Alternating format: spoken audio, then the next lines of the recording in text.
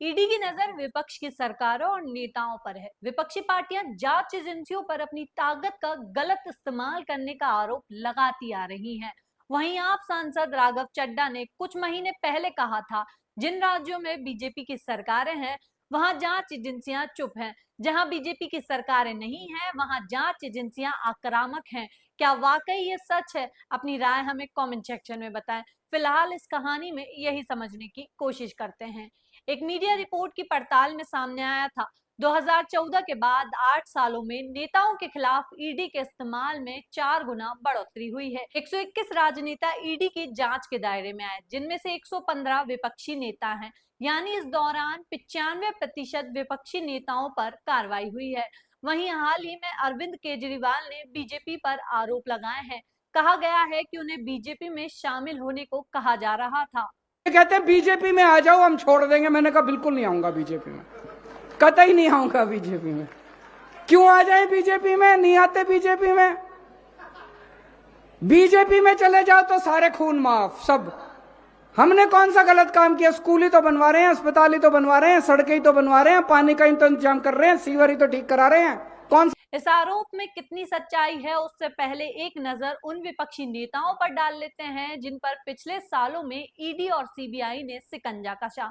शिवसेना नेता संजय राउत को मुंबई में 1 अगस्त 2022 को ईडी ने गिरफ्तार किया था। उन पर मुंबई में एक चौल में फ्लैटों के पुनर्निर्माण के मामले में जमीन हेरफेर का आरोप लगाया गया था। महाराष्ट्र के पूर्व गृह मंत्री, राष्ट्रवादी कांग्रेस पार्टी के वरिष्ठ नेता अनिल देशमुख को ईडी ने नवंबर 2021 में गिरफ्तार किया था।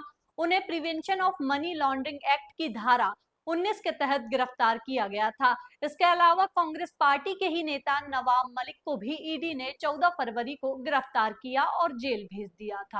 वहीं दिल्ली के तत्कालीन उप मुख्यमंत्री मनीष सिसोदिया को सीबीआई ने फरवरी 2023 में शराब नीति घोटाले के आरोप के चलते गिरफ्तार किया था।